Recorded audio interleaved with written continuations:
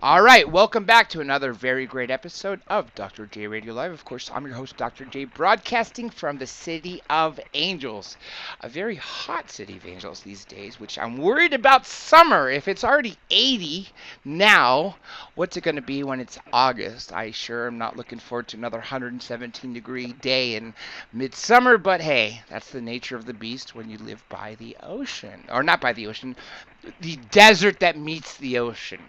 Now, everyone out there may have had a chance to go and read the biography of my guest, and you might have already seen the topics that we're going to talk about, which even not included in the bio. Just speaking with him for the last 30 minutes, I got so much more information, which is going to make this a really, really important and fun, great interview, and something that everyone can learn from. And so, without further ado, without spoiling too much, let me introduce my guest, the one and only Mr. David Alzofon. David, welcome to the show. Well, thank you, Dr. J, and also hello to everybody in the audience. Now, let me ask you this. How did you get started with gravity control? It actually goes back to your father, right? It goes way, way back. Of course, he was working on it before I was born. He was a PhD student at Cal Berkeley studying particle physics, and he was doing experiments at the cyclotron. And he was studying with J. Robert Oppenheimer, David Bohm, Victor Lenzen, and some other well-known professors from that period, the post-war period. And they were theoretical physicists, and he was very interested in Einstein's general theory of relativity. And being a kind of iconoclastic questioning person, he came up with an alternative theory for the origin of the gravitational field and a unified field theory, which was something Einstein was seeking but was unable to complete. And he started corresponding. Well, first he went to see Richard Feynman. Probably everybody knows the name Richard Feynman, at Caltech, and they had a discussion for about 2 hours, and Feynman argued against my dad's theory vociferously, but failed to bust it. So my dad was encouraged, and in 1960 he published a paper on the origin of the gravitational field in the American Journal of Astronautics and Aeronautics, and this attracted the attention of the Air Force. And there was a meeting at Ames Research. But I'm getting ahead of myself. How did I find out? I was watching him write this paper. I had no idea what it meant. I remember the title on his Royal Portable Typewriter. And I asked him what he was writing about, and he told me that he was hoping to open the space frontier, and he was working in aerospace at the time, Lockheed, and he knew that the space frontier, just based on simple Newtonian physics, was never going to be opened by rockets. And we're still up against that wall even today, because you need an enormous rocket to get into orbit around the Earth, let alone travel between stars and planets. When you think about how much fuel is consumed just getting off the face of the Earth, and then what you have left over for maneuvering in space is just a fraction of what you started out with.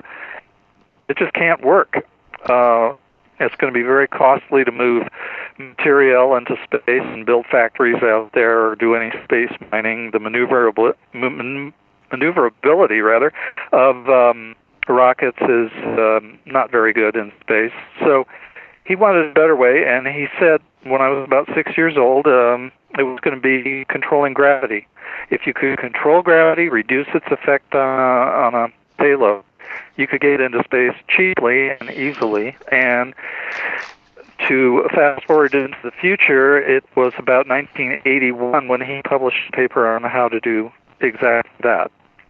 And so I glossed over quite a bit of history, but we can always go back and fill in the gaps. And then in 1994, he ran an experiment that had very encouraging results, wasn't exactly conclusive, and in fact I wrote a couple of books encouraging people out there to repeat the experiment and do it better.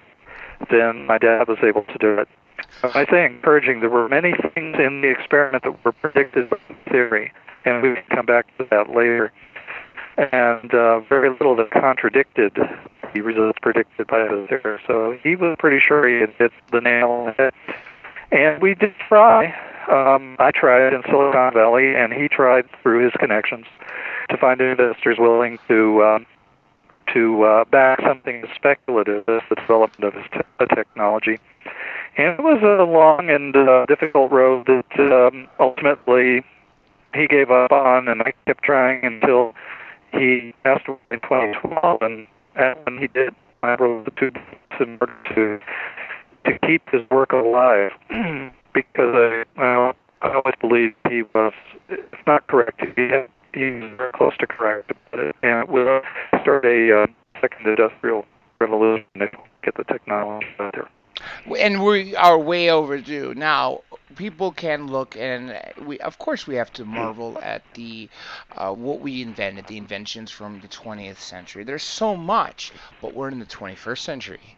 You know, yeah, we had at the beginning of the 20th century, we had Henry Ford, we had the Wright brothers, and then 60 years later, you know, we have the Saturn V rockets and jetliners and so on and so forth. It's just, we're overdue for something new. Absolutely. If you'll notice that all of the inventions you just named are based either on Newtonian physics or on the Maxwell's ideas of the electromagnetic field. In fact, your smartphone relies on that, and silicon technology and so forth. But the generally accepted theory of gravitation nowadays is the general theory of relativity, and it has produced zero in the way of new technology. Now, there's plenty of speculation out there, tangible results. Well, you just see anything flying above your head using general theory of relativity, and this already suggests that the GTR is defective in some way. And, of course, as I said a little earlier, that's what my dad felt back in the 1940s, and then he developed a new theory that is more in line with Maxwell's theories of the electromagnetic field. Let me go back real quick for a moment. After the first question, you were talking about the unified field theory from Einstein. Can you give us a crash course on what that is? On Einstein's general theory of relativity? Yeah. Sure. I think all of us have seen the demonstrations of the gravitational field by, an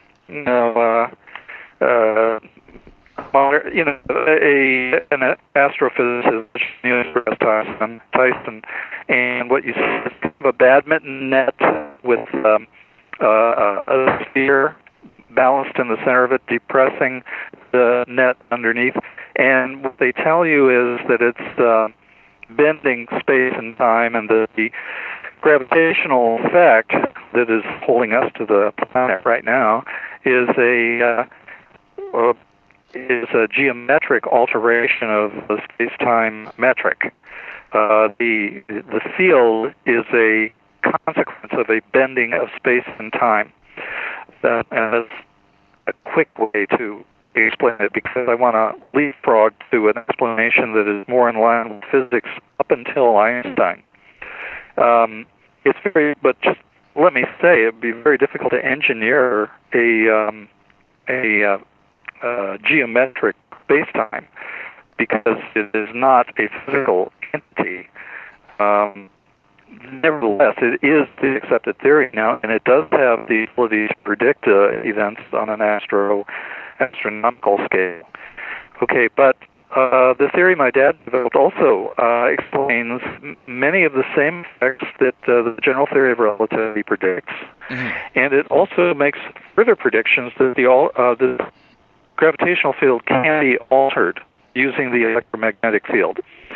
And now we get into the complexities of this technology, and I don't want to bore anyone with that, though I'm happy. Don't worry, it's not boring, trust me. You got a lot of people interested, including me. Okay. Well, crash course in reality. external reality, when you look around you, see solid objects. But one of the discoveries of the was that solid objects are empty space. And if you keep your lens, so go deeper and deeper and deeper into microscopic reality, well, pretty soon you begin to see molecules. And if you can get in even deeper by a factor of 10,000 or 100,000, you start to see that molecules are made up of atoms, and atoms are made up of even smaller particles called elementary particles. Now, of course, my dad was doing particle physics at Cal Berkeley, so he was very interested in this. And one of the, it makes you wonder, is there another level of reality even deeper than the elementary particles? And since we don't have a way to look at elementary particles directly, it's partly conjecture, but the idea is that each elementary particle has a kind of a field around it, a shading off of the they're all made of electromagnetism, say an electromagnetic field knotted in on itself until it becomes a relatively hard particle. It's energy knotted together, and it's a lot of energy in each particle, as you know from the nuclear weapons that are capable of, blowing up a city. Yeah. That's a very small amount of matter. That's how much energy is in a very small amount of matter, and it's electromagnetic energy. But each of these elementary particles has a kind of halo around it, shading off into the distance, and that is called a virtual process cloud. Now, the virtual process cloud is identical, in my dad's theory, to the gravitational field. And gravity is just a kind of a residual or side effect of the existence of the virtual process cloud surrounding elementary particles.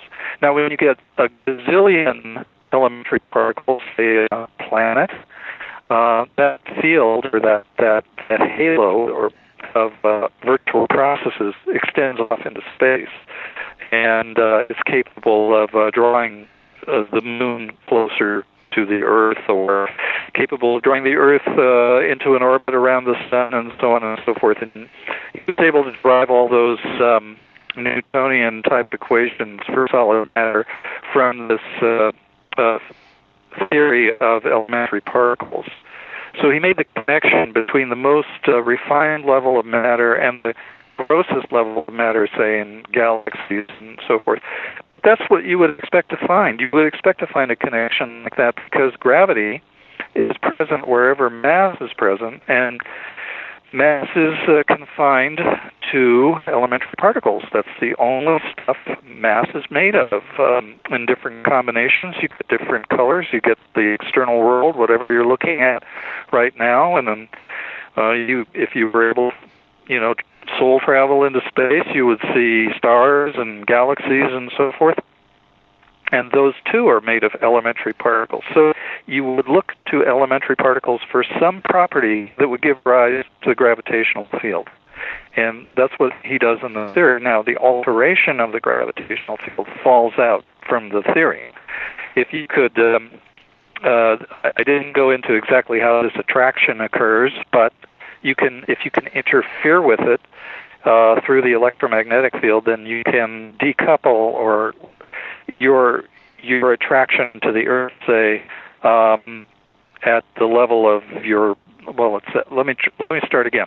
You could lessen your weight. You could lessen the attraction that the Earth exerts on your body, and you could, with a very small amount of thrust, leave the planet's gravitational field and fly into space. You could do it with my dad used to make a joke when we were kids that you could fly to the moon with a hairspray can. That's how dramatic the accelerations would be if you had a rocket thrust applied to a weightless, inertia-free body. And I mentioned inertia in passing. The gravitational field and the inertial force, that's the resistance of an object to being moved, are reciprocal. They're they've always been thought to be identified, but Einstein, he called it the equivalency principle. Inertia and gravitation are equivalent, but he didn't have a cause and effect relationship between matter and inertia or gravitation. So that was the missing link supplied by my dad, and then eventually turned into the technology that we're talking about. Did your dad, in his tenure, ever come across Einstein? I know he would have had to have been a child, and Einstein would have had to have been in his latter years, considering the time frame. But did they ever cross paths? My dad well, after his meeting with Feynman, he wanted to talk to Einstein. He had survived Feynman, so he thought he could survive Einstein. Einstein was at the Princeton Institute, of Advanced Studies, and so he wrote to Einstein, and I managed to get a copy of the letter that he sent to Einstein because it's preserved in the Einstein archives in Israel, and they were kind enough to send me a copy, and I reproduced the letter in Gravity Control with Present Technology, the book. And so you can actually read the letter. But to make a long story short, Einstein died 3 months after he sent the letter, so he never got a reply. It's really sad. But he was eager to debate his theory with Einstein, and who knows what might have happened if those two had gotten together, but it didn't happen. Well, hey, at least it was your father's letter was important enough to end up in his foundation in Israel. That's true. Yeah. I wish Einstein had, made a couple of notes in the margin or something like that. That also, but you got to realize he's the most famous man in the world at the time, and must have been receiving thousands of pieces of mail per week. So, yeah. Let me ask you to address the elephant in the room, which we talked about earlier, which I'm so happy you know about him, Bob Lazar. Bob Lazar? Yeah. If you could reiterate the same story you told me prior to us broadcasting, your brother went to confirm. I thought that was really cool because, I know he is one of those people that does not want to be bothered at all. It took years for Jeremy Corbell to get the interviews, plural, with him to do his new documentary, and then obviously he ended up on Joe Rogan. But prior to that, after 89, 90, there was only a handful of times he appeared to talk, whether it be on a radio show, a History Channel, or an event. But I could count on both my hands the amount of times, literally, for the last 30 years that he spoke, and because he doesn't want to. I'm sorry if I interrupted. But as I understand it, my brother went to visit Bob Lazar in the early 80s or in the middle 80s. So it was pretty early. It was before he became kind of reclusive. Because the early 80s would have been before he worked at S4. He only worked there for 6 months in 88, 89. Oh, is that right? I'm not aware of his timeline, but this was after S4 and after his, public discussion with the radio station KLAS in Las Vegas. That's right. Yeah, with Jordan Knapp. Yeah, so he'd become a public figure by the time my brother talked to him, and I never heard a recording of that interview, but the interesting thing was my brother had definitely gone down there to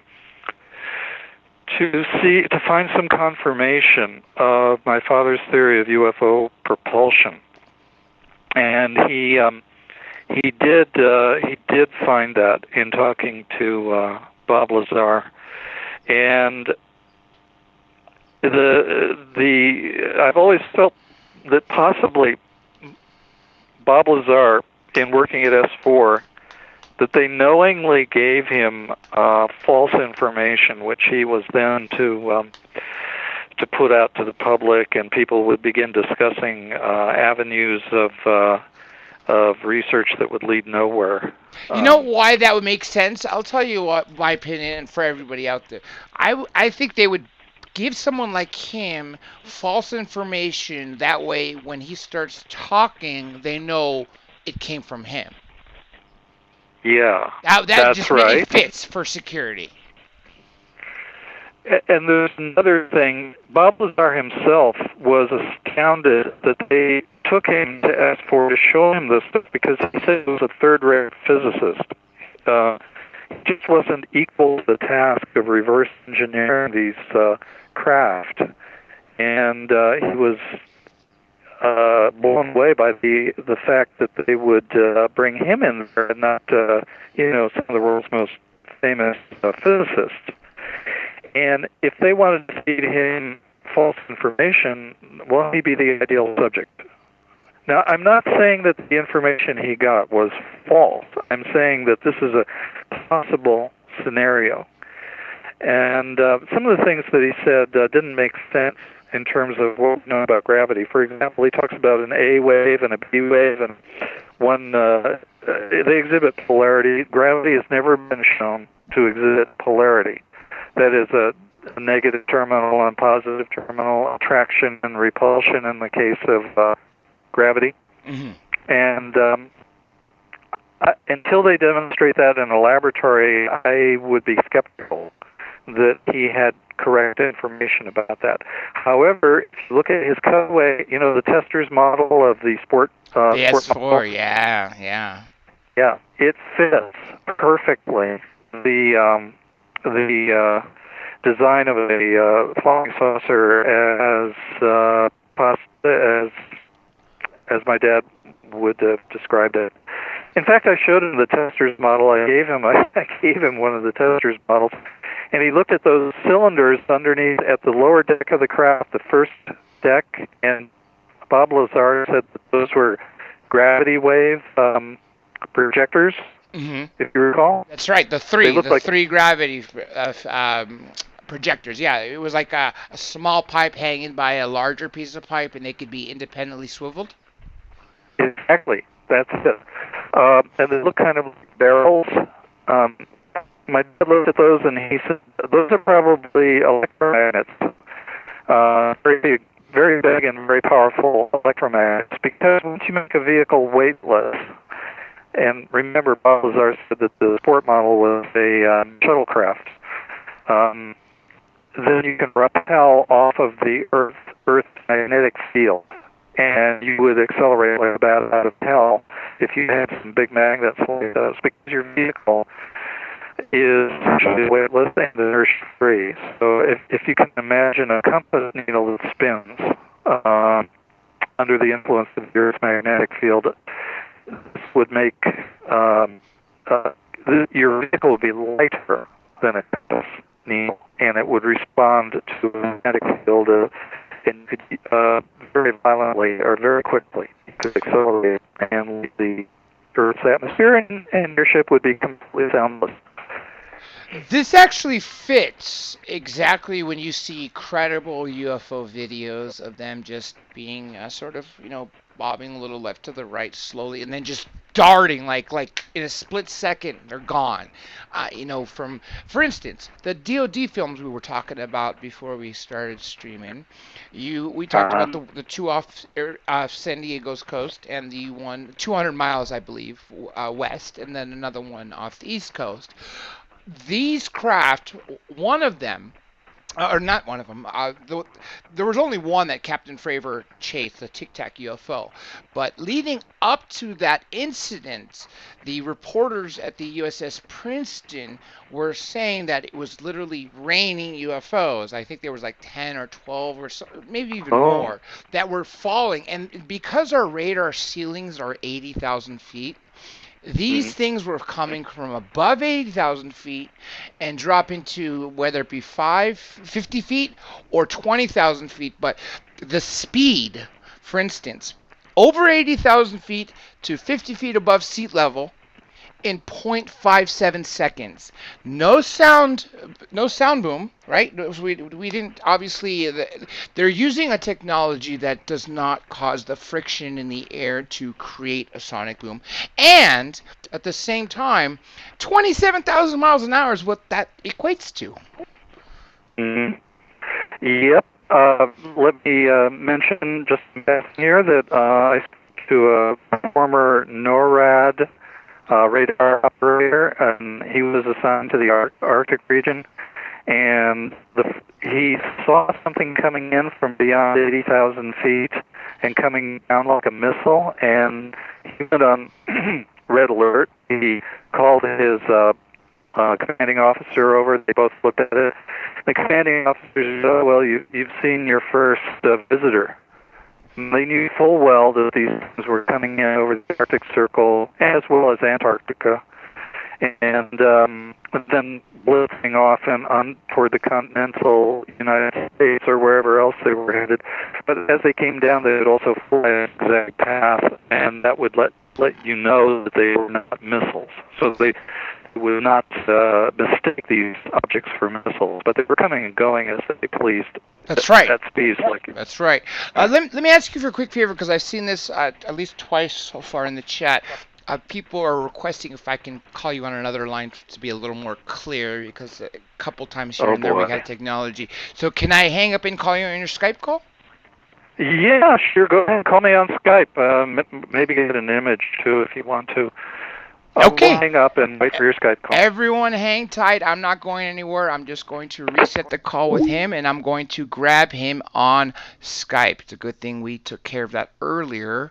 I don't know why it started to break up while we were during the interview, but hey, here we go. I don't know if you guys are hearing that ringing or not, but yeah, here we go. David? Yep. We gotcha. We gotcha. If you want to save your let me see if I could actually add your picture into the stream. But anyhow, let me ask you this too. You wrote 2 books, right? The first one was on gravity control, and the second one, top 10 UFO riddles. A lot of people write top 10 UFOs or top 10 sightings. Why riddles? Okay, riddles, because these are technological questions that science can't answer, but my father's theory could answer. For example, a lot of people have wondered why UFOs are typically flying saucers. What's the explanation for that? And the technology that he developed requires you to, if it doesn't require you to have a saucer, it just happens that that's the most efficient embodiment of the technology. Mm-hmm. How are we doing on sound, by the way? Oh, we're doing great. I just can't figure out how to get your video, but that's fine. We got your audio, which is the most important. Okay, well, the video's not necessary. I was just playing around right now, just trying to figure out how I can get it. But hey, look, I got to even thanks. That's a better line. Hooray! That's what Ben Trotman wrote. So yeah, and yes, Nicholas Cashmore did hear the Skype, but hey, either way, we got past that, so we're back onto this. So back to the riddles. What are the riddles? Well, first of all, can you explain why you chose to use the term riddles? Yeah, because these have been these riddles are the ammunition that skeptics use to dispute the existence of UFOs. And by answering the riddles that skeptics pose, I'm satisfying their skepticism and putting the ball in their court.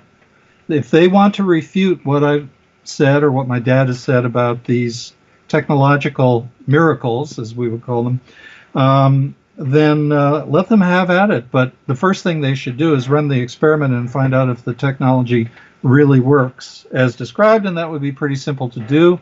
Any graduate student with access to a laboratory where they had microwave equipment could do the experiments and verify the theory inside of a few weeks.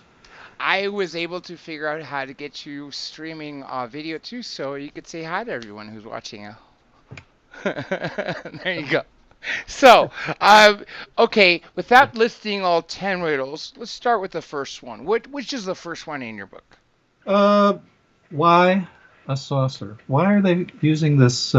Either saucer-shaped vehicles or vehicles that exhibit some form of axial symmetry, such as a birthday cake shape.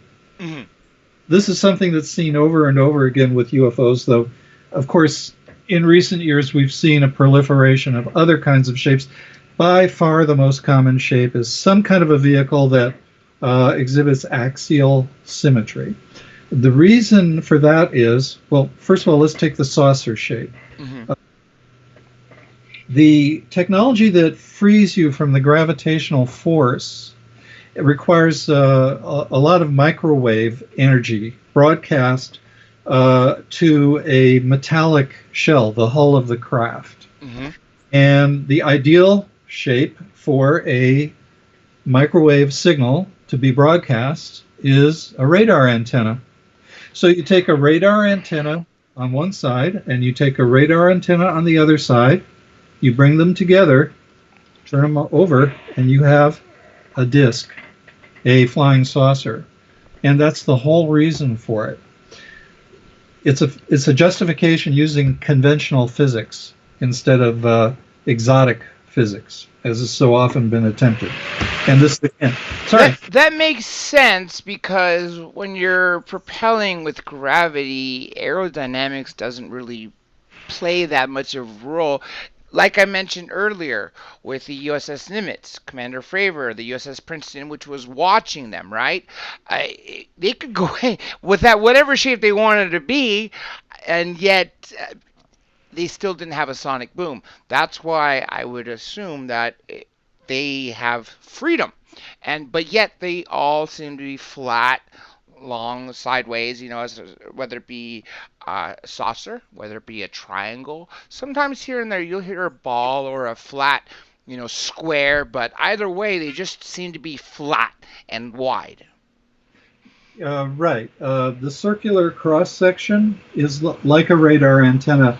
So you have a central point from which the signal is broadcast out, and it goes through the entire hull. Mm-hmm. And we'll come back to the propulsion mechanism in a moment. But in terms of the technology, you want to be able to do that, and the two radar antenna clap together. But then you mentioned no sonic boom. The same technology that creates this field is going to create a layer of ionized air outside the hull of the saucer, and that'll help it slip through the atmosphere without creating a sonic boom, depending on the amount of energy that you put out. Earlier, before we started streaming again, another name you brought up, which was really cool that you knew this, knew about this person, was, of course, Colonel Philip Corso. And for everyone out there, I'm sure they probably know the name by now, I would think. He was the person who wrote The Day After Roswell, the book The Day After Roswell, and he worked right under General, I think it was it Trudeau, maybe? I'm not sure. Anyway, he worked in the Pentagon, and he was given technology, I think from Roswell, if not other craft too, and he seeded them into mainstream technology. For instance, the night vision, right? Another example would be a circuit chip. He brought that, what he described as a wafer, and I can't really give any better detail than that. But he brought that to IBM, and then years later, we start using circuitry. Semiconductors, yes. Yes. How did you first hear about Philip Corso? I guess it was on the Art Bell show. A competitor, but I used to listen to Art Bell all the time, and then there was The Day After Roswell. I had to get that book and read it. Me too. There's a question for you here, Nicholas Cashmore. What are propulsion systems, and are they unmanned? Oh, okay. No, I believe that what are the propulsion systems? I'm glad you asked that question in particular, because we see so many different kinds of propulsion systems in connection with UFOs. Hmm. Also in connection with advanced technology created right here in places like Area 51, that you begin to wonder if it's the same technology, and I'm saying it is the same technology. For example, if you have, I want you to just imagine a rowboat, and Okay. then imagine a sailboat, Hmm. and imagine a motorboat, and then imagine the HMS Titanic, and they're all based on the idea that you can float on water if you displace water equal to the weight of the craft that you're sailing over the water in. Similarly, once you have the ability to cancel gravity, you can choose from a great variety of propulsion mechanisms. You can use, for example, propellers, and you can use, for example, UFOs have been observed with an airfoil in a circle around the rim of the disk, and the airfoil is generating a kind of a thrust, and away it goes. Also, jets, for example, the Lonnie Zamora case. Yes, yes. There were rockets used, and from the time I was a little kid, I wondered how could they be blasting off in with a rocket that just amounted to a propane flame of no particular great volume. Where was the 30-story rocket that was getting them off the Earth? Well, they were able to reduce gravity on one hand, but that didn't give them propulsion. They needed the rocket to get up and off the ground, and then they used another type of propulsion, electromagnetic, to go at high speed over the desert and get away from Lonnie Zamora. And leave our atmosphere, presumably, right? Yeah. So that tells you there are many ways that the gravity control effect can then be linked to a propulsion mechanism and yielding all kinds of different vehicles. And then you wanted to know if they're manned or not. Yes, yeah, I have to believe that UFOs are manned, maybe not in every case. For example, the orbs that have been observed flying over fields just before crop circles are formed. Yeah, small, pretty small, right? They're very small, like basketball sized, and Hmm. I don't think those are manned. And I think that there's been a lot of drone activity with aliens. People walking through a forest, for example, have come upon a sphere that was floating among the trees and seeming to observe things. I think that there's a lot of, why shouldn't they have drones? But then when you get into a bigger vessel, there's lots of evidence that those are manned. And I did talk about a number of sightings where aliens were sighted around in top 10 UFO riddles, where aliens were spotted on the ground and then jumping into the saucer and then taking off. So, yeah, I think that some of them are manned, some of them are unmanned. They can do it pretty much any way they want to. True, true. And I definitely believe, I'm with you. I believe that the basketball size, the small spherical orbs are unmanned drones, unless they're 3-inch beings, literally, unless they're like tiny little beings. But I doubt that's the case. I tend not to believe that. Yeah, yeah. And if these orbs are coming from something like the sports model from Bob Lazar, and Mhm. then that also docks with something larger, say a mothership, if you want to call it that. That say maybe, around our Earth, maybe closer to our moon, maybe behind our moon, and then even that sometimes people say will go into something even larger than that. So that's 4 different levels of there, but yet the smallest level is being unmanned. The thing that from a lot of people that I've spoken to that have had contacts or have seen them, it seems to be that a lot of this is controlled via your mind, telepathy, telekinesis. What do you say about that? Um, Elon Musk is just about to bring out a technology for linking your mind to a computer. We are at the very beginning of technology like that ourselves, if you can imagine a civilization that is several thousand years ahead of ours, minimum, Yeah. then the link between thinking and acting through the vehicle has got to be down to a science. And I don't see any reason for a technological link other than some kind of a uploading link between the mind of the pilot and the body of the craft. So. I'm glad you mentioned civilization, say, from where we are, but add a couple thousand years, where would we be, right? But then you also have to factor in, like, for instance, the age of the Earth. We could potentially be surrounded by beings that have been evolving, developing, creating, terraforming for billions of years. And if we just had a billion years from now, I couldn't even picture what the world would look like. I would definitely see it as the entire solar system terraformed. We have outposts in different areas, and probably different solar systems at that. At some point in our conversation earlier, you mentioned alternate universes. I imagine that it would be.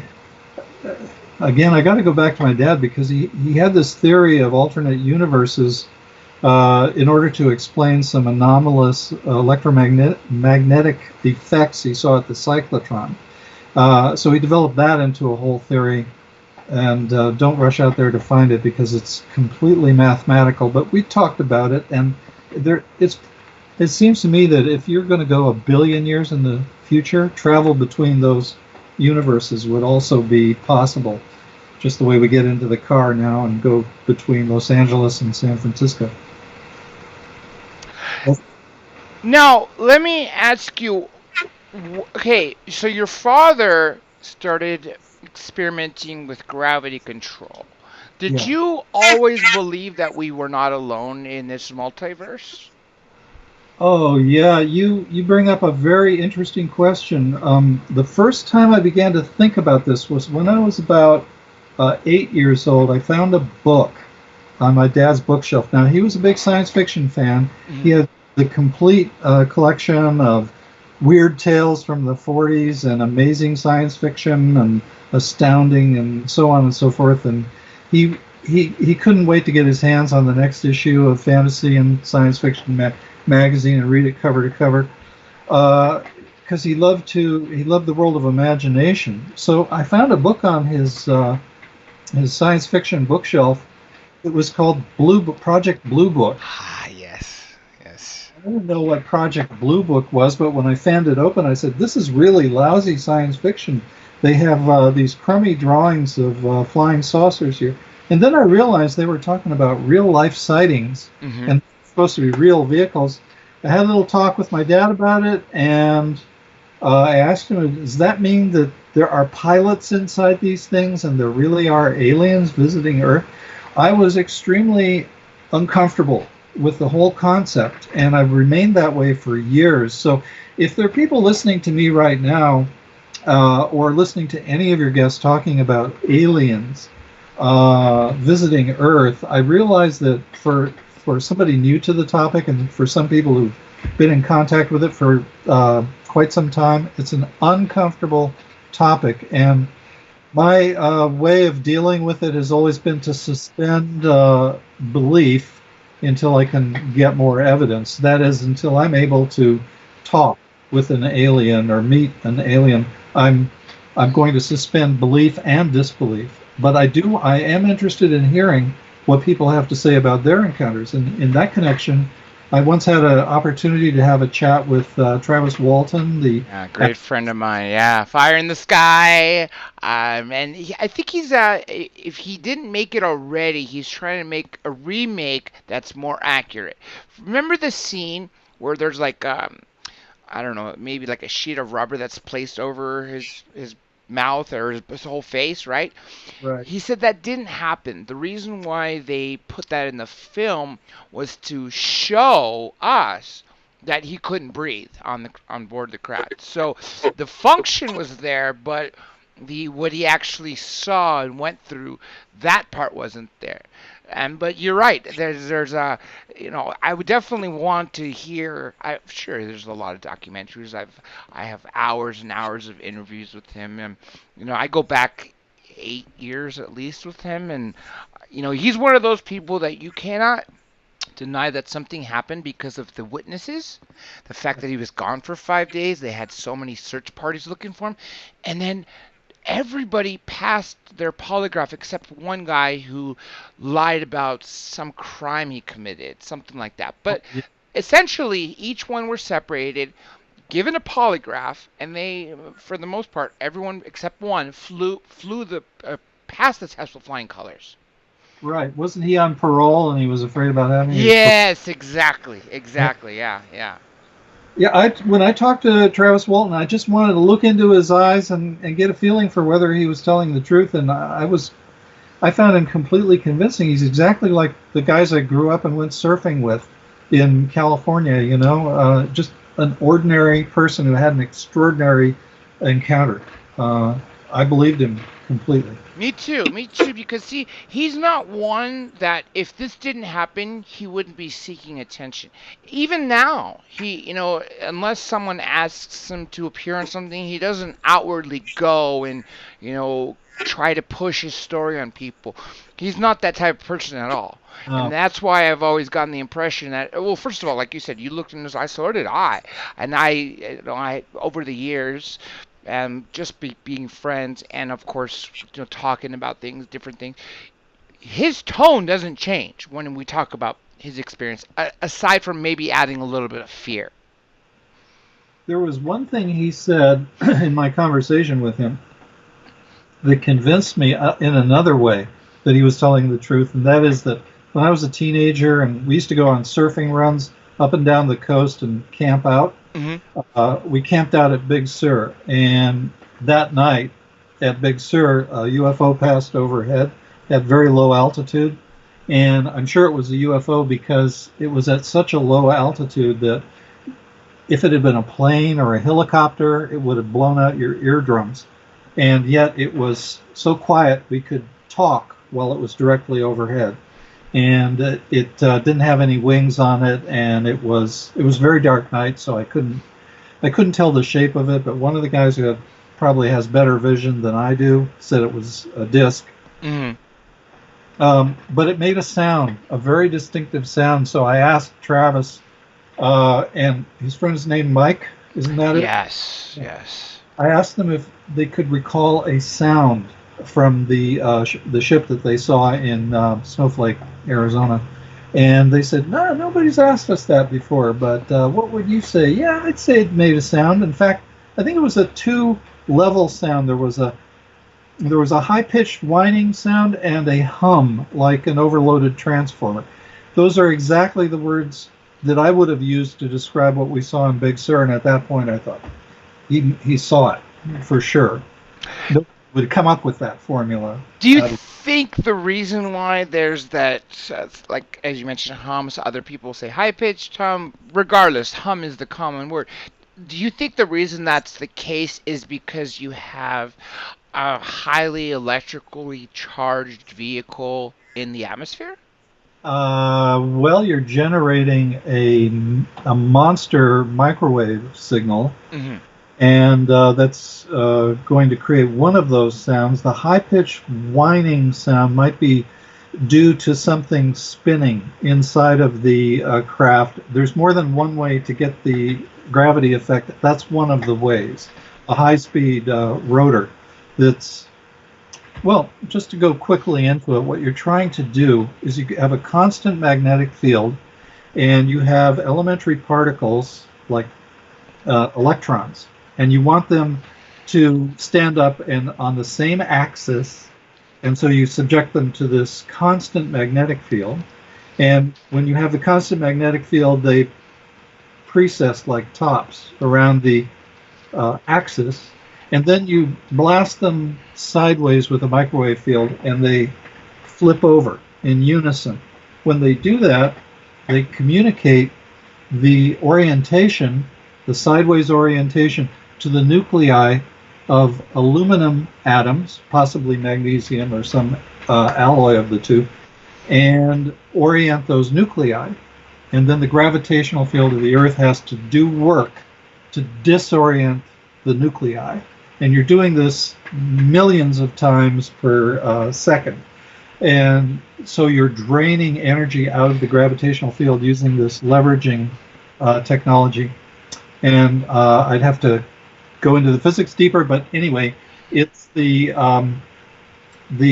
that flipping of electrons that you want to get, and a high-speed rotor passing by a couple of electromagnets would do the same job as, say, some kind of an electronic pulse. When we mentioned the USS Nimitz, the USS Princeton, which I believe was the ship that had the radar that was monitoring what Commander Fravor followed, and then Tic Tac UFO incident, do you think, what do you think is the science behind the ability to travel so fast yet not break the sonic boom, not cause a sonic boom? Well, I think it's the layer of ionized gases, partly that, around the shell of the vehicle that would allow it to slip through the atmosphere without entraining a whole lot of atmospheric gases around it. The other thing is that the field that you're using to defeat gravity is going to extend somewhat beyond the hull of the craft. And so that is going to have an effect on the surrounding atmosphere. Beyond that, I'm not an aerospace expert. I'm just saying that the normal laws of aerodynamics don't apply when you have this field surrounding your craft, and including the ionized gases. That makes sense, and another reason, I'll tell you why. USOs, when a craft is flying and then all of a sudden it goes underwater, it becomes an unidentified submerged object. It's the same craft, and yet these things are able to travel underwater so fast, and most people that have seen them scuba diving, snorkeling, whatever it be, say that they're not affected by the water. They're not really touching it because there's a layer enveloping them. That's got to be part of it for sure. I think that they've recorded these things moving underwater at 200 miles per hour, and there's nothing that we have in the range of our technology that can do that. That's right. That's right. You can't, because of the thickness of the water. Yeah, resistance is going to be phenomenal when you're moving that fast. It's hard enough to get a boat to go that fast on the surface of the water. Earlier, we mentioned Einstein, and let me ask you this. Are you familiar with the time that President Eisenhower met with ETs? Yeah, I've heard about that. I wasn't there. Yeah, neither. Yeah, I believe it was 52 or 54, somewhere around there. Yeah, I was 4 years old. I don't know. It's just the stories get weirder and weirder. The idea that Eisenhower would have met with aliens, if you had suggested that to the world, or to me in particular, in the 1950s or the 1960s, people would have taken you for a lunatic. Right. But now you're in an asylum. Yeah. I think there's been a lot of groundwork laid for the possibility that stories like that might be true, thanks to Hollywood, and also to the proliferation of whistleblower stories. Mm-hmm. And may I just quickly say that I'm not a whistleblower. That's one reason I felt perfectly safe in publishing these books, safe from any kind of reprisal, because whistleblowers get reprisals. That's right. Yeah. Karen Silkwood got murdered for the nuclear secrets that she was going to air out, and some other people within the UFO field have had unfortunate accidents.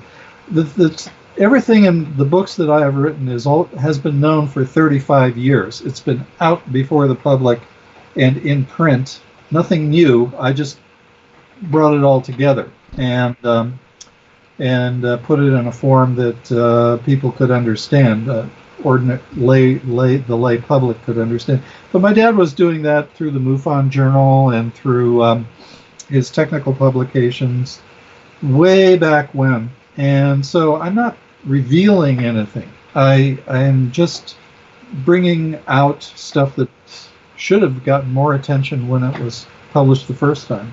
I agree. And if, say, 35 years ago we started using these technologies, 1994, for instance, right?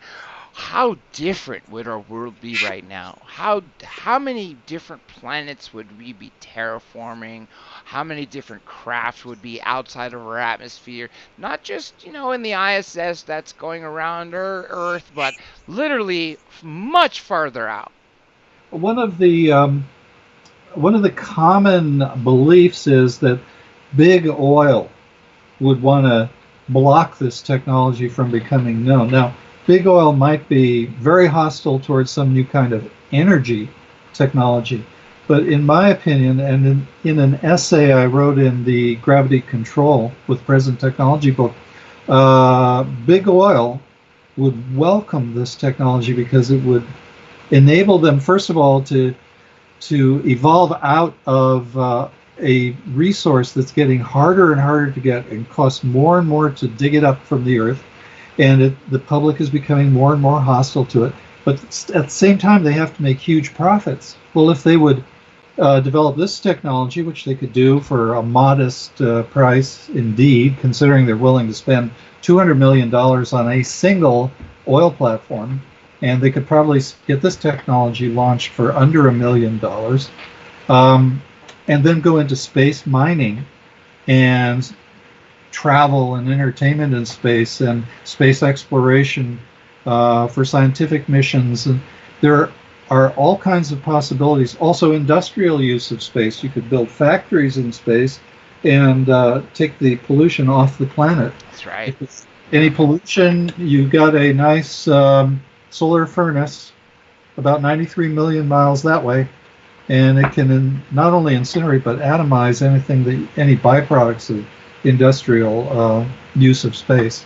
So it's more profitable by far. For example, I think you probably know, and your audience knows, about the asteroid. I don't have the number of the asteroid right up in front of me, but it was made entirely of platinum that went spinning by the Earth a few years ago.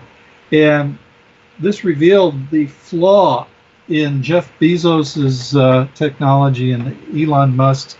They still are limited by this rocket technology, so maybe they could send a rocket out there that could intercept this asteroid, but then they'd have to maneuver around it too because it's tumbling. That's right. And they have to get into an orbit around the asteroid in order to land on it, mine it, and then carry the results of their mining operation back to Earth. With gravity control, they could do that.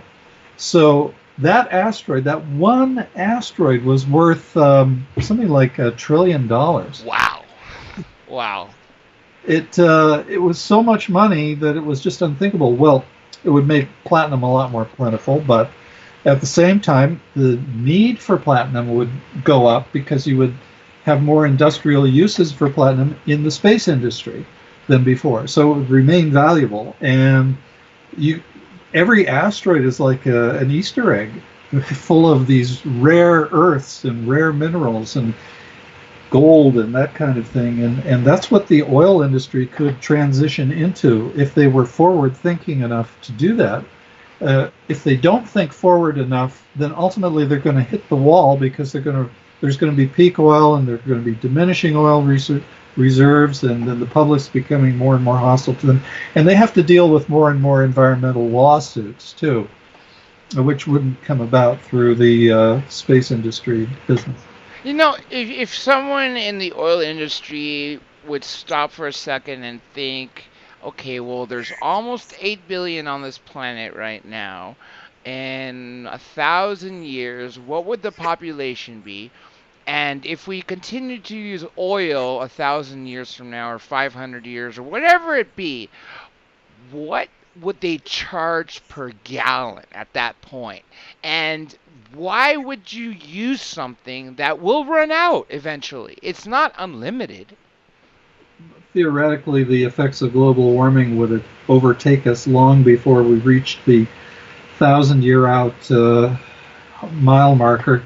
And that's another reason that the oil industry needs to think ahead, needs to plan ahead for a transition to something. It's like the whale oil industry went through the same thing.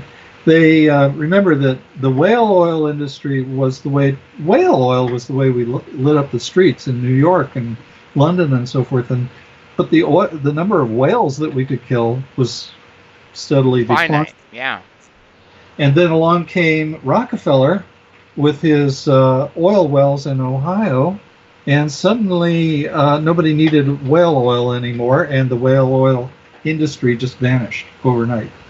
And something similar is going to happen to the petroleum industry unless they figure out a way to transition into other energy forms. And I'm saying gravity control would be by far more profitable than what they're doing now. They should take a look at it and maybe make some experiments and get going on it. Here's a question in the chat for you. Let me read it to you real quick. This is from Alex.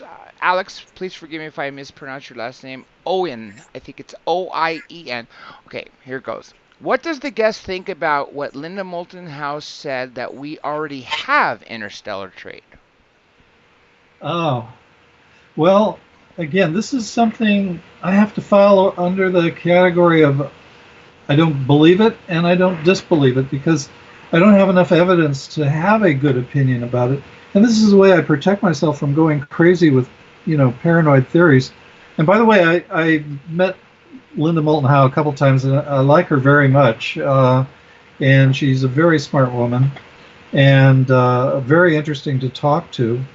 But the kind of thoughts that I take from the conspiracies surrounding UFOs are not the kind. They don't raise issues that I can settle one way or the other. So I try not to let them consume me too much. I don't know the answer to that question that you asked. I think it's a fascinating idea. You're talking about SERPO, the interstellar space program that we have, and maybe what the former CEO of Lockheed said just before he died of cancer about us having space vehicles that could travel not only. Oh, you mean the Ben Rich Skunk Works? Yeah, Skunk Works. I'm glad you brought him up, because I meant to ask you about him. The things that really stood out to me was when he was at UCLA with that famous presentation at the Engineering Alumni Association. When he first, at the end of his presentation, the last PowerPoint slide was a disc flying off.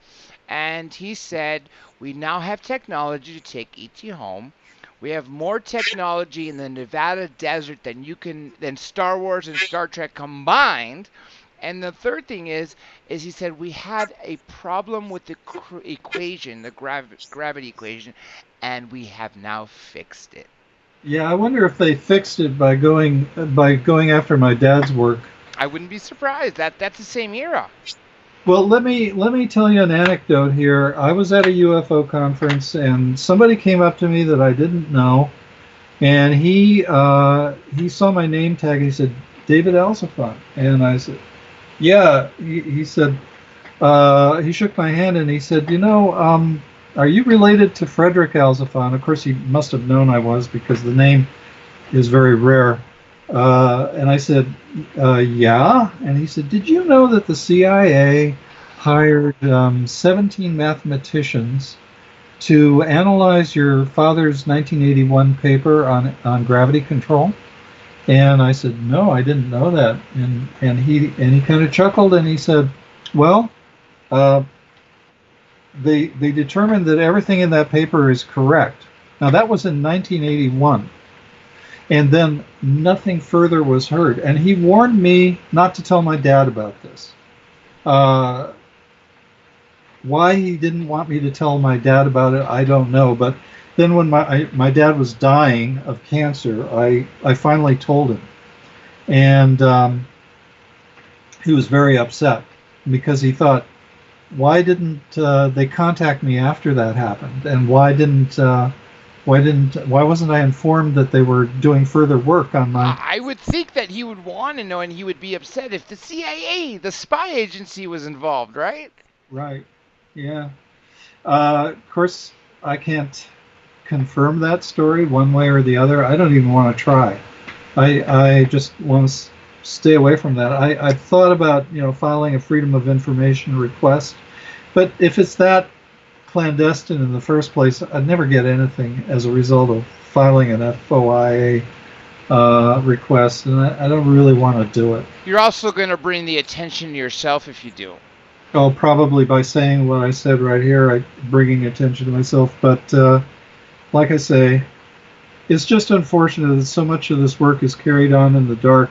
And it's possible, well, there were technologies that my dad worked out that he was never given credit for that were used for multi-billion-dollar programs inside the aerospace industry. And so it wouldn't surprise me. That's all I'm saying. It wouldn't surprise me if they had used his gravity control paper as the basis for further work on gravity control in our skunkworks programs. It's possible. It's possible. There's something else in chat. Usually questions I ask people to write in caps so I know they are questions as opposed to comments. And by the way, everyone, just so you know, I do read everything during the shows and even after because I have apps on my phones. Anyhow, here goes. Make sure it's even a question first. Well, it's more of a statement. Okay, Manuel Silva says, "Hey, Dr. J, tell your guest if he knows anything on skunk works in Palmdale, California, or Edwards Air Force Base in regards to UFOs." No, I don't. I mean, I know a number of anecdotes about it, but I have a story. I was driving Interstate 5 at midnight, March 12th, the year 2000. Mm-hmm. And I was very close to Edwards Air Force Base, 40 miles roughly, which for an airborne vehicle is nothing. Nothing. Yeah. And as I was driving, I think I was just passing the town of Castaic, and I was driving north on I-5. A light came over the hill in front of me, and it looked to me like the flight lights of a Boeing 747, and I thought, what the hell where are they going to land? I thought the thing was going to land on the freeway, and then it came down the hill, and it took a long time to get to me, which was another sign that it wasn't going as fast as a jet plane. And then it flew over the highway, and it was one of these vehicles they now call a TR-3B. Yes. The new, well, if Stealth was the 80s and Blackbird was the 60s, the TR-3B is the modern day, right? Yeah, right, exactly. And the TR-3B is a flying triangle, and this thing had no wings on it.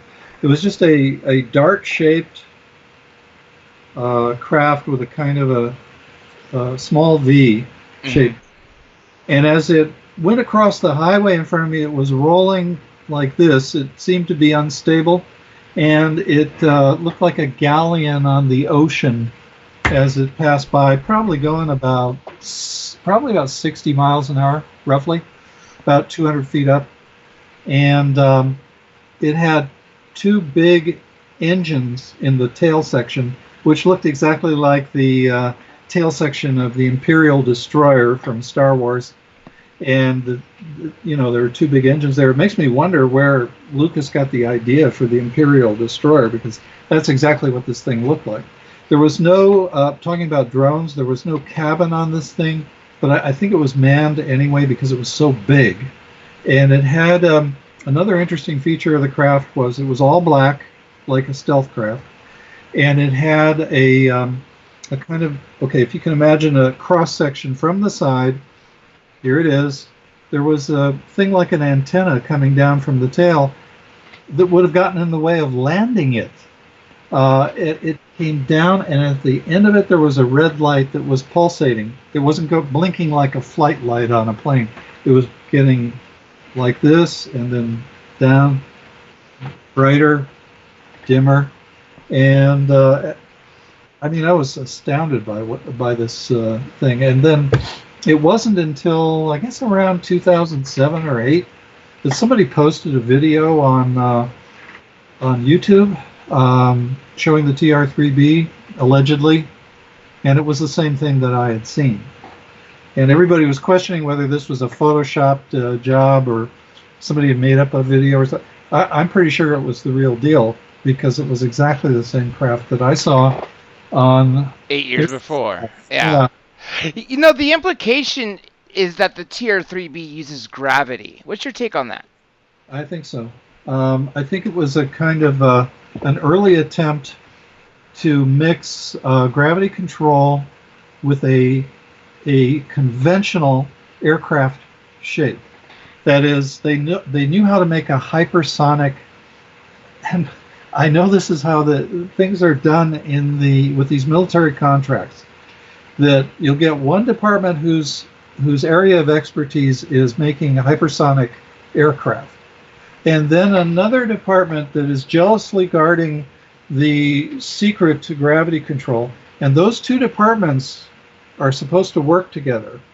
And instead of designing the optimal shape, which would be a saucer, they'll mix the ideal hypersonic plane with a gravity control mechanism, and the two are very uncomfortable with each other. And that's why I think this thing was flying like this at a slow speed instead of steady, rock steady.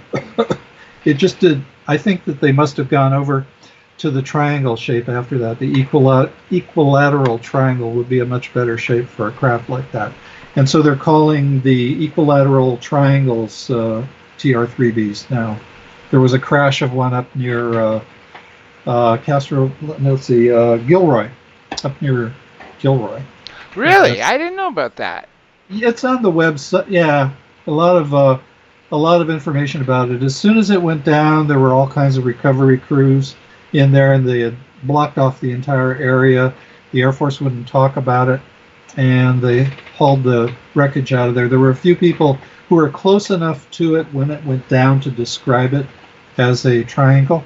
So I think it was one of ours, and it was being test flown near there, and it developed some kind of problems and went down. Yeah. There's a comment here I'm going to read to you, which is also part question, and there's a second question that I'll get to after this. So I'm going in reverse order.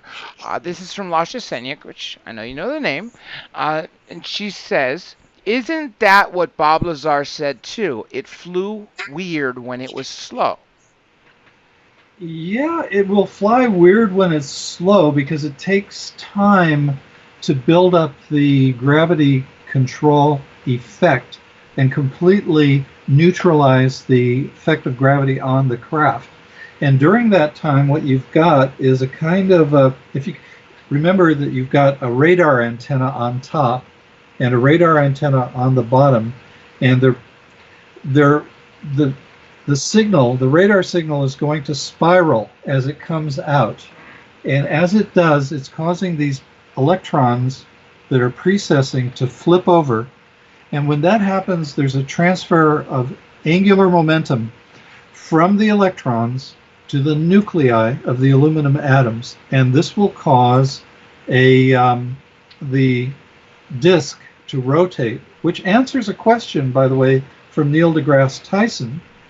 And you can duplicate this effect in your bathtub. But he was very skeptical that aliens would make a UFO or a flying saucer at all, because the idea of it rotating like this would just be a waste of energy, as he called it. But it's not a waste of energy. It's a side effect of the propulsion mechanism, which is what the questioner is asking about. Why do they wobble? Because that's right. The effect isn't all there yet, and so you've got weighted portions of the craft that are moving around like this and causing the craft itself to precess around its axis. But then you'll notice that this is a very typical pattern, that the craft gets rock steady at a certain point, and then zooms off. And this is a typical takeoff pattern. They get into the air as quickly as they can to avoid being caught on the ground. Then they take a look around, all around them, so that they know when they blast into space, they're not going to bang into anything on the way out. It's going to take them a fraction of a second to go 80,000 feet, as you put it, and they don't want to hit anything that's in the way. Say, for example, a commercial aircraft. That's right, yeah. Or skydiver, even, if they're in that area. But there has been a collision, at least one collision between a commercial aircraft and a UFO, and that was over Mexico City. I forget the year. But the plane was coming in for a landing, and a UFO came up underneath it and hit the landing gear and broke the landing gear, and there was a very severe collision with the aircraft, and it had to do an emergency landing at Mexico City. And, with no landing gear, what, it just skid off its the belly of the craft? Well, they can spray foam on the runway, and I don't exactly... If even one of the landing gear was out, it had no landing gear. So I don't know how they managed to get in there safely, but that's the story. You know, I've noticed that the government south of us, they are so much more open to this. People in general in Mexico believe we are being visited, that the technology has been here because of their crashes and retrievals, and there's no concerted effort like here in America to silence people. I think it has to do with Mexican culture. They're just not as threatened by the notion of visitors from space. Remember the story of the, I don't know what the gods were, but they're supposedly in the Mexican folklore, there was white gods from the sky who came down and gave technology to the Indian cultures of Mexico. And so they have a precedent for it, whereas in the United States, we don't. And so we tend to be fearful of this kind of thing, especially since we like to think of ourselves as being in control of the skies. And if there's something that's running rings around the best of our aircraft, we're not really in control as we'd like to believe. And I think that's been a barrier. But again, just let me say that December 17th, 2017, everything changed because we had the release of those gun sight videos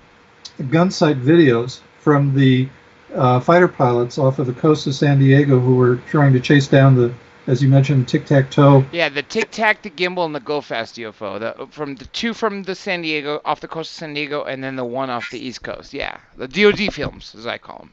Complete change of attitude on the part of the Pentagon, and I'd say it portends further disclosures in the future.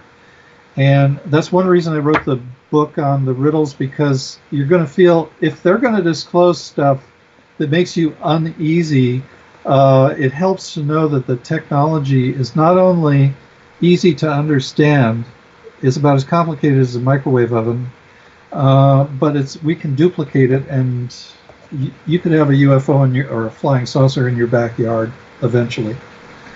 No problem. Let me get back to the older question for you. This is, let's see how long ago. This was 9 minutes ago. This is from Shane Tadlock. What does he think of Dr. David Jacobs' work? I think he's got more knowledge of the UFO phenomenon than anyone on the planet. He is often overlooked. I don't know Dr. Jacobs' work. He did a lot of, well, actually, he's the only one at the time that I know that was a professor at university, a tenured professor, that was doing hypnotherapy for people who were abductees. Oh, okay. Yeah. He's still alive, knock on wood. Unfortunately, the poor guy has something kind of like dementia going on, where when I call him, he doesn't even recognize my voice. And like I said, I go back so many years with him. I've spoken with him at events, and it's just sad. It started happening when he lost his wife, and it's getting to the point where his children, he doesn't even recognize them. But I guess that's what happens, sometimes when you hit a certain point. Anyhow, let me see if there was something else here for you. Just let me say that this hypnotic regression is important work because a lot of details have been exposed by that. And also, it's good for the people to remember. Otherwise, they're going to be haunted by the feeling that something happened to them and they don't know what, and it's scary. And so, yeah, I certainly have never been abducted, but if I had been, I think I'd want to do hypnotic regression and get to the bottom of the feelings of terror that it tends to inspire. Me too. Because our subconscious really is like a perfect, we remember everything, right? Right. And if they did something to me, and when I go to certain places, I have an overwhelming fear that I don't know why, I sure as heck want to know what caused it. What did they do? What did I see? Anyhow, here's one more thing for you. Let me get back to it. Okay.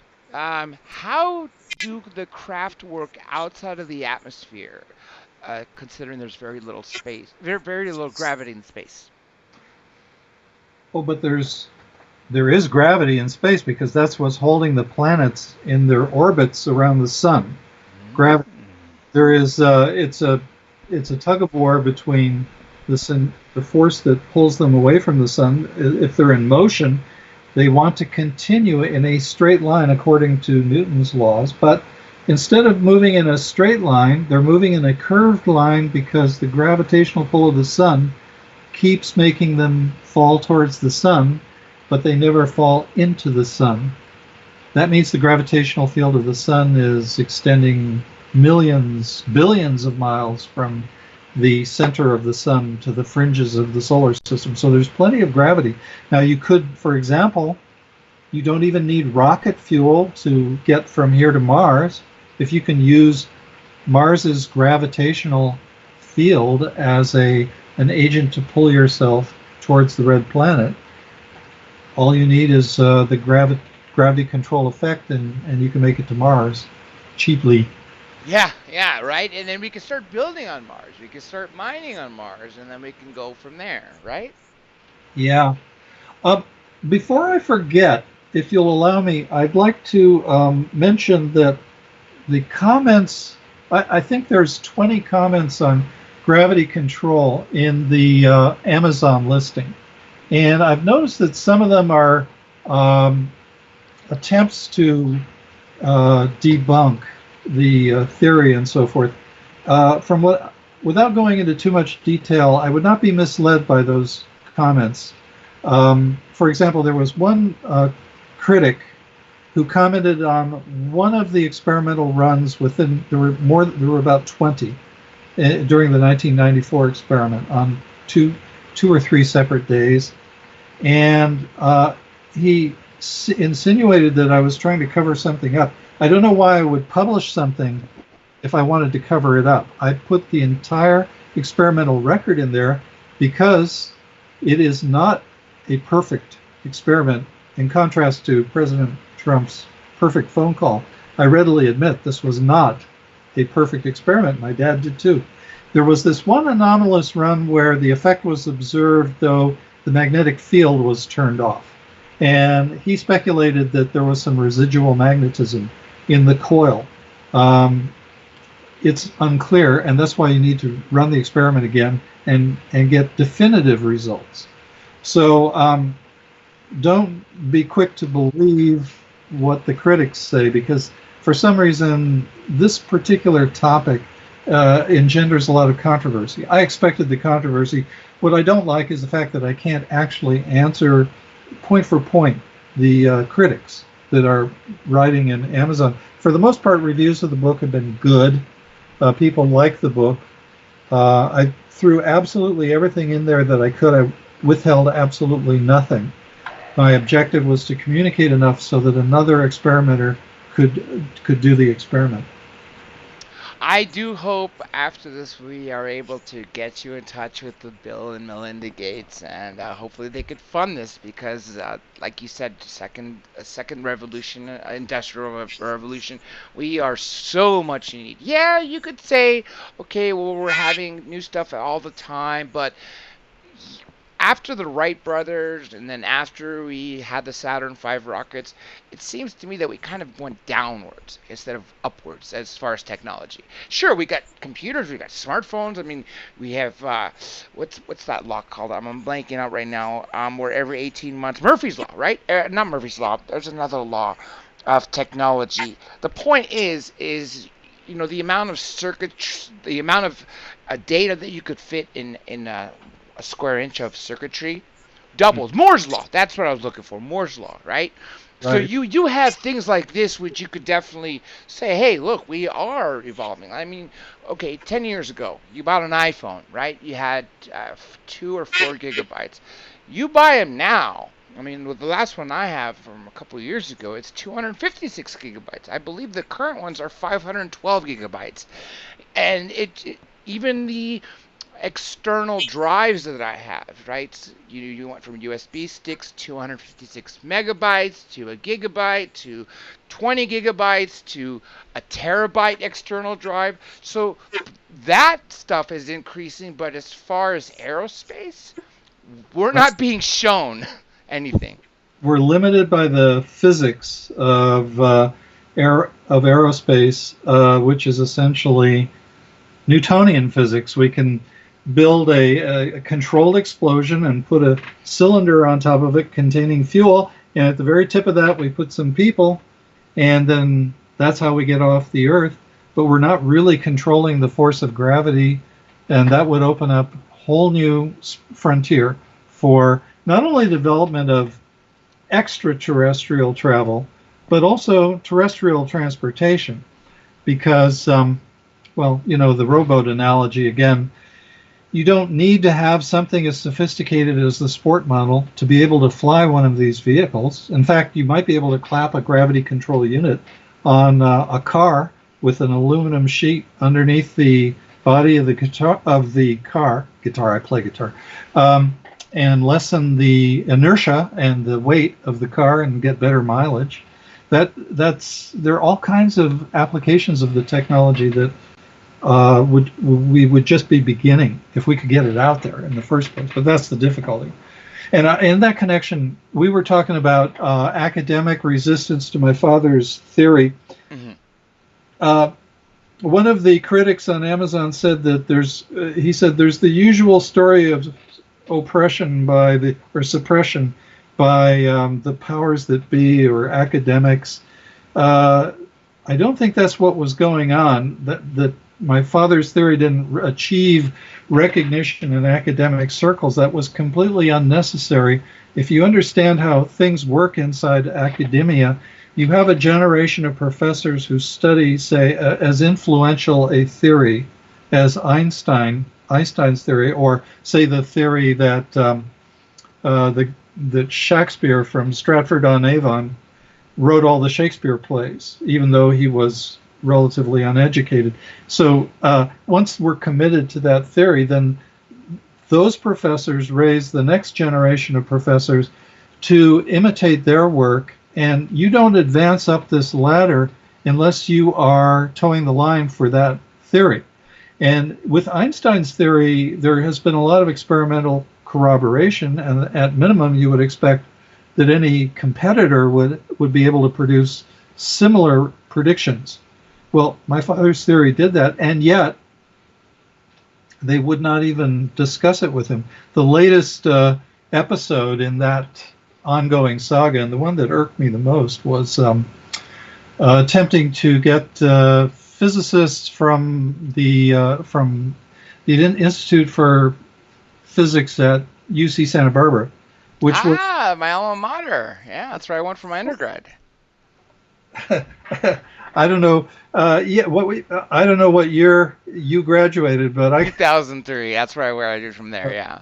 I graduated in '72, but my dad worked there in the 1950s because we lived in Santa Barbara, and so he was good enough to work there, but they would not even talk to me about his work in gravitation. It was just astounding. I was an alumni, and you would think at least they'd have a cup of coffee with me and talk it over, even if they didn't believe me. But the hostility among academics towards anything that would upset their apple cart is enormous. You can't even believe it. Believe it. I gave my dad's paper on unified field theory, for example, to a professor from Stanford who was a Nobel Prize nominee and a good friend of mine too. And he never even read it. He a few weeks later, I asked him if he'd had a chance to see it, and he took it out of his briefcase and literally threw it at me. That's unbelievable. I can't believe that. He said, I don't have to read this. It's bullshit. That actually makes me really sad. You know, they had the potential to really have a game changer in their hands, and what do? They treat it like science fiction. They treat it like science fiction. It's amazing to me because here's a Nobel Prize, easy Nobel Prize if it works, and fame for the university and all kinds of good things going their way. But the problem is, it isn't going to get in the door. And remember, I told you about 1960. There was an Air Force study of all gravitation research worldwide. And the author of that study, his name was Dr. Maurice Garbel. He called my dad up on the phone after they had discussed the theory, and the report came out and said that of all the theories he had looked at in the Soviet Union and around the world, there was only one theory that had any chance of an engineering application, and that was my dad's theory. So he wanted to talk to my dad again, and they had lunch at Stickney's, and Dr. Garbel said, unfortunately, your theory will never get in the door at Stanford or anywhere else because it contradicts the orthodoxy. And he was right. He was more right than I could possibly. You know what bothers me with that attitude that they're having is if they won't let anything in unless it fits, right? Their orthodoxy. Well, then we're never going to have innovation. Not quantum leaps won't happen if all you believe is orthodoxy, unless some independent researcher with some kind of reputation goes into the lab, does the experiment, and then announces it, and he has the backing of the university. But you got to watch out for that too, because remember what happened to cold fusion? You know, suddenly this guy was disgraced. He was fired. He had to go to Japan. He never worked again. It was horrible what they did with cold fusion. You know, I remember there was a guy who made a car that ran on water. Do you remember that? I don't know if it was steam or what, but he made a car that he turned his, I don't know if it was a Mitsubishi or Honda, maybe Camry. It was a guy in Japan. This was shown on the news, and all of a sudden, like a week later, he's gone, his car's gone, no mention of it. There are strange things going on. For example, you hear about cures to cancer. 1 week, we have the cure to cancer. Next week, nothing. Nothing. Yeah. Story disappears. That reminds me of that space drone that I was telling you that I was, you know, the news were in the background, world news, David Muir, right? Uh-huh. And they break into landing at Edwards Air Force Base, a space drone, and it looks kind of small, it's unmanned, and they talk about that it's been in orbit for 2 years. Then it goes back to the news, resumes what David Muir was talking about. I couldn't find it for the life of me the next day. And I know it wasn't crazy that I dreamt it because a lot of my friends and family had seen the very same broadcast here and in other states. I wish I'd seen that. Fantastic. It really is, yeah. And the implications are fantastic because, you know, when Trump announced our Space Force, I didn't think that we would have so much astronauts because of our technology with drones. Wouldn't it just be easier to send up an unmanned drone with a kid sitting in Nevada, right, in a little bunker somewhere? That's what we're doing now with warfare. You don't have dogfights traditionally the way you did in the 60s or 40s or 80s, right, 2000s. It's all drones now. Yeah, I'm skeptical about the Space Force because if it uses rocket technology, it's going to be clumsy, to say the least. And very expensive too, right? Very expensive, yeah. In fact, do you know that it takes $3,000 to lift a quarter pounder from McDonald's up into orbit for a hungry astronaut? $3,000 for a quarter To pounder? get to the ISS? Uh, yeah, right, exactly. Jeez. $3,000 for a quarter pound. So when Uh, you multiply that in terms of the Soyuz, I can't even imagine what the cost of that would be. yeah, it's why up until the age of the billionaire, it's only been governments that have been able to raise that kind of money to go into space. But now, of course, we have these extremely rich people who can dabble in space travel, like Elon Musk and Jeff Bezos. But again, this is something I mentioned earlier before we started streaming. They're using old Chinese technology of burning something to propel something. This goes back at least to the 800 AD, if not 600 AD. Yeah, I wrote to Elon Musk. I wrote to Jeff Bezos. I wrote to the guy from Richard Branson, and my dad tried to contact Bigelow, and you can't even get through the door. You're not even sure that your message reached anybody. I never hear back from people like this, and I think it's because they go in and they go in the door, they go to a secretary who probably receives or office manager who receives hundreds of items of mail that make similar claims, and she can't or he can't, depending on who it is, distinguish between a legitimate offer and complete idiocy. And Is that me? Okay, no, it's fixed. There's another question here, and for everybody out there, try to remember to please put your questions that you want me to ask our guest in caps. That way I know it's not just comments between each other or something that you want me to see. But let me read this anyway. Let me get back to it. Well, there's actually two here. Okay, well, let me back it up for a second. Lasha Senyak asks, would controlled gravity work with a jetpack, like for an individual? good question. Theoretically, yes.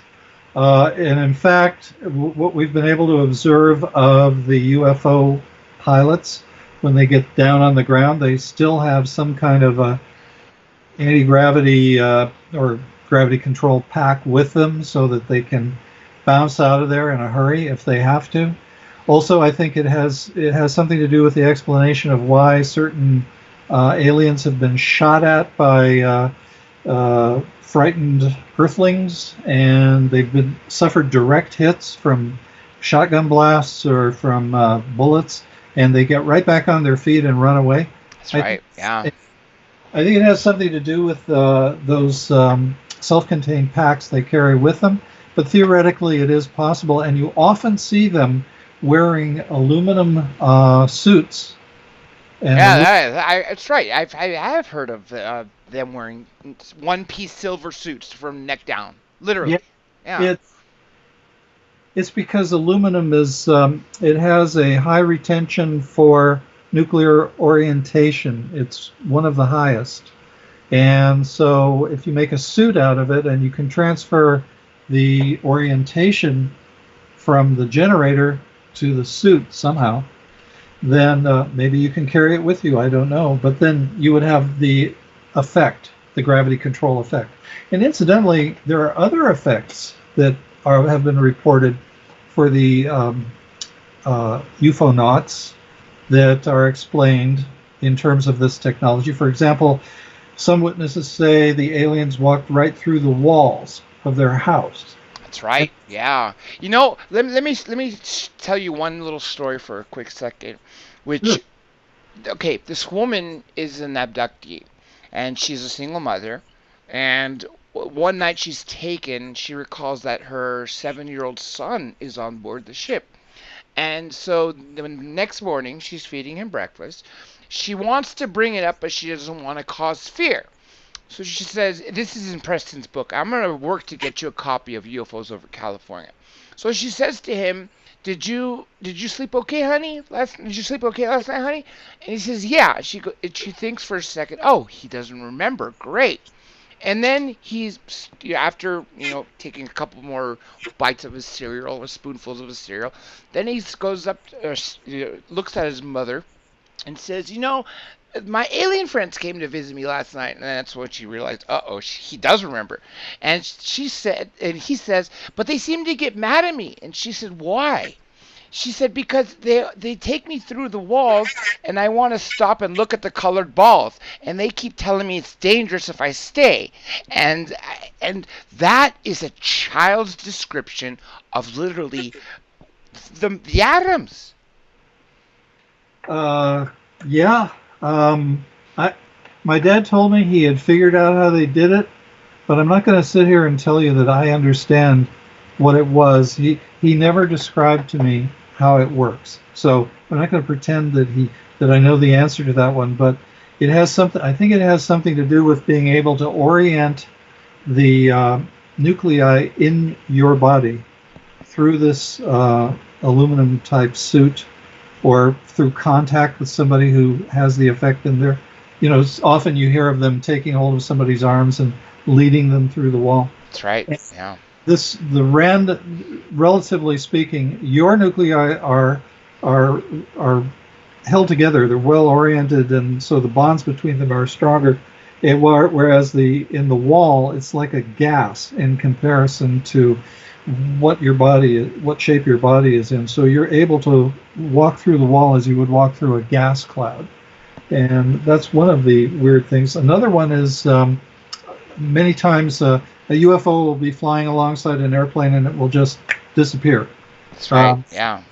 Now, my dad was a world recognized authority on optics, and he said that his belief was that if you have saturated the quantum levels of the nuclei in the craft, if you turn the craft at a certain angle, visible light would pass right through it.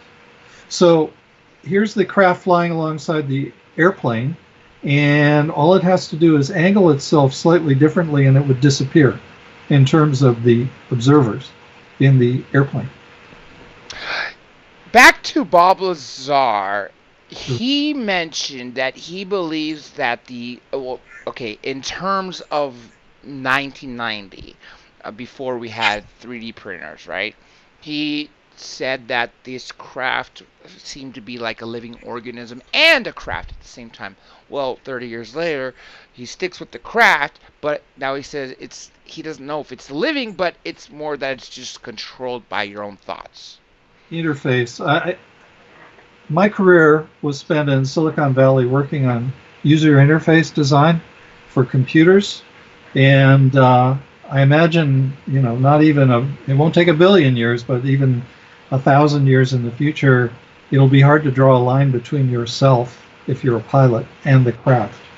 I'm sure that there's a feedback loop between the two, and you're getting information about the ship that is communicated at the speed of thought, and then you communicate back to the craft at the speed of thought. And I imagine that it's a pilot's module that could be installed. Yeah, right? Yeah. I got another question in the chat for you. This is, again, Lasha Senyak, which, again, what about crafts or aliens taking off into the sky without a takeoff? Just straight up into the air. How does that work? Okay. There's a photograph from the Mojave Desert by a photographer who was doing nature photography. He came upon a UFO, a flying saucer, parked on a field of rocks, and it took off vertically the instant he turned the corner and saw it. And I think that what he saw there, and his photograph of it is very interesting, because it doesn't portray, say, one image of the flying saucer. It portrays multiple images. So there must have been multiple hesitations in the flight as it was taking off from ground level, even though it was flying so fast from a standing takeoff. that it was faster than the shutter speed of the camera. Yeah. So It's just the speed. You're saying it's that fast that it just outmaneuvers the camera. Well, I think the craft itself was on in standby mode, so that the gravity control effect was already completely saturating the hull of the craft, and it didn't have to, say, blast off with the help of a rocket and then hover for a little while until the effect was completely pervading the craft, and then it took off afterwards, which is the usual pattern. I think that it was ready to take off when he made the turn. And so, is it Laszlo or Lasha? I mean, the person who asked the question? Yeah. Lasha. Yeah. Okay. Well, Lasha's question describes a craft that indicates a craft that has the gravity control effect saturating the hull of the craft at the time the witness sees it take off. And so it would be described as an emergency takeoff. As for the hesitations, remember I said that it's necessary to maintain the gravity control effect for there to be pulsed microwaves. And anytime you have this pulsation, the gravity control effect is going to diminish somewhat during the excitation cycle when the microwaves are turned on. There will be a slowdown. So here it comes, and then the microwave field is turned on. It's going to slow down for a fraction of a second, and then the microwave field is turned off, and the effect takes hold of the ship again, and then it's up. You have to read my book to understand why it's when the microwaves turn off, that's when you get gravity control. But you have to repeatedly cycle this effect over and over to saturate the hull of the craft. So you're going to get movement like this, hesitating movement. Like a steps, right? Yeah, it's going to look like steps when it's a vertical takeoff, but it's going to look like an undulating motion when the craft is flying horizontally. And if you recall, the very first UFO sighting of the modern era was Randall in Mount Rainier. Yeah, that's right. In June of '47, like a month before Roswell. I don't know why people don't mention that more often. You caught it, but most people don't catch it. It was only a month later that you had the Roswell crash. Yeah. And so, anyway, he described their motion as being like a skipping stone. That's right. And that's why we had the term flying saucer, because of that. Let me ask you this, too. When the craft is able to go that fast, it seems like nothing inside is being affected by inertia. Can you explain that? Yes, I can. Just 1 second. 7:30. 7:30. Don't worry. I won't keep you much longer. We're almost done anyway. Okay. Sorry. Okay, good. The inertia will be canceled for the occupants of the craft as long as they're getting a dose of the gravity control effect from the hull. Now, the gravity control effect can be diffused through the system, including the occupants, without contamination from microwaves, because it'll flow along an aluminum wire like a fluid, and you don't need microwaves every step of the way. And that might also explain how the occupants of the craft can do gravity control type effects when they're away from the craft. There might be some kind of a wire connection to the craft, or who knows what kind of technology they have to transfer it. But inside the hull of the craft, if the occupants have their nuclei oriented and then electrons flipped regularly, let's just say their nuclei are oriented, then they will be free from inertia, because inertia and gravitation are related. Mm-hmm. It's Einstein's equivalency principle, except now we have a physical basis for it instead of a geometric space-time basis. And so inertia is canceled. At the same time, gravity is canceled. Here's another question for you. People often say that the craft is much bigger inside than it appears outside. Is that a function of changing gravity or something else? I don't know what that is. I'd have to experience that myself to be able to answer that question. So I don't want to pretend that I know the answer. I haven't been inside of one, at least not that I know of, at least, right? I haven't even dreamt of it, but I've seen them from outwardly twice, 84 and 90, or yeah, 84 and 1990. The point is I know from enough people that are contactees or abductees, this is a theme that really is there. A lot of people, so many people say it, more people than not. Right. I even Travis Walton mentioned something like that, and I just don't know what it implies. It's beyond me. Let me see if I'm caught up here. Okay, this is not in capsule, only read it anyway. This is from Esoteric Gold.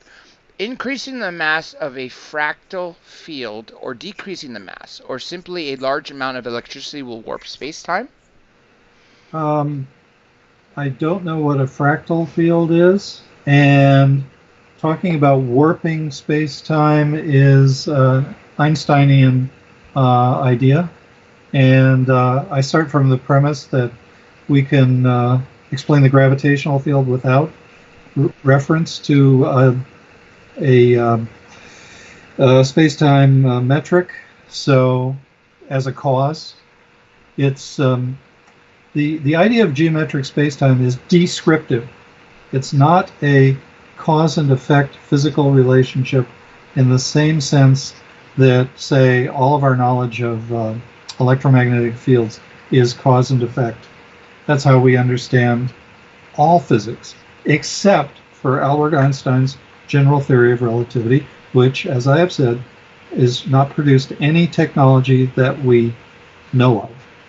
So I can't. Not only can I not answer the question, it's not in the premise on which this whole discussion that I'm giving you tonight is based.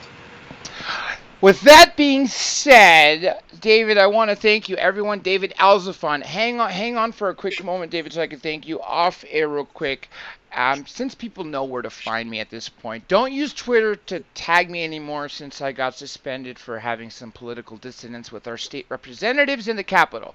I'm not very happy that they don't want to work with our president and are putting our lives at hold, but that's just another thing. So, everyone out there, you know where to find me. Everything is under the name of the show, Dr. J Radio Live. That is DRJ Radio Live.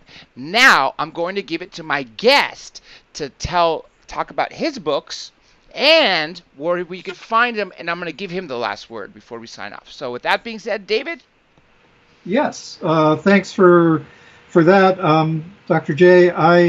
The books are available on Amazon. I'm planning on updating them in the not too far distant future, but they are, one thing that's out of date is the email address at the back. So the email address is gravity@gravitycontrol.io. Gravity@gravitycontrol.io. And there's a website, of course, gravitycontrol.io. And I'm planning on putting out some more. I tape recorded a few lectures of my dad on special relativity, and those of you who have questions about the relationship between special relativity and general theory of relativity would probably really like to hear those lectures. I just haven't digitized the tapes yet. So when they are, the announcement will be on the website, gravitycontrol.io. I haven't been involved in the site. If any of you have left me email at the site and I haven't responded, it's because I've been writing something else. A third book? Yeah, another book, but not. It has nothing to do with UFOs or gravity at all. I took 7 years out of my life to complete the two books that it was really three. One of the books split in half, and so now it's two books instead of one. And the top 10 UFO riddles and gravity control with present technology are both on Amazon. And if you want to ask me any questions, write to me at gravitycontrol.io. I'll go back, and I promise I will go back and look in there over the next week and answer any additional questions you might have. And I don't know what to add to that, except that I do hope that somewhere out there in the audience is somebody who's an ambitious electrical engineer and would like to try to run this experiment themselves. They'll find enough information in gravity control with present technology to actually do it. It isn't, the technology has changed since the publication of the book. There's a lot more self-contained units that before were broken down into several components. So anybody who's well-versed in microwave technology can probably do a much better job than the job that was done in 1994. But also academics, I've always wanted to have this experiment run in a laboratory at a major university, which is where it belonged from day one, 1981. Unfortunately, it's been very difficult to get through them. And if anybody happens to know a billionaire who'd be interested in sponsoring the research, I'd be glad to talk to them. With that being said, David, hang on, everybody. You got all that, and now that this is broadcast, it's available for everyone to see and hear anytime you want. So now, me and David are now finally signing off.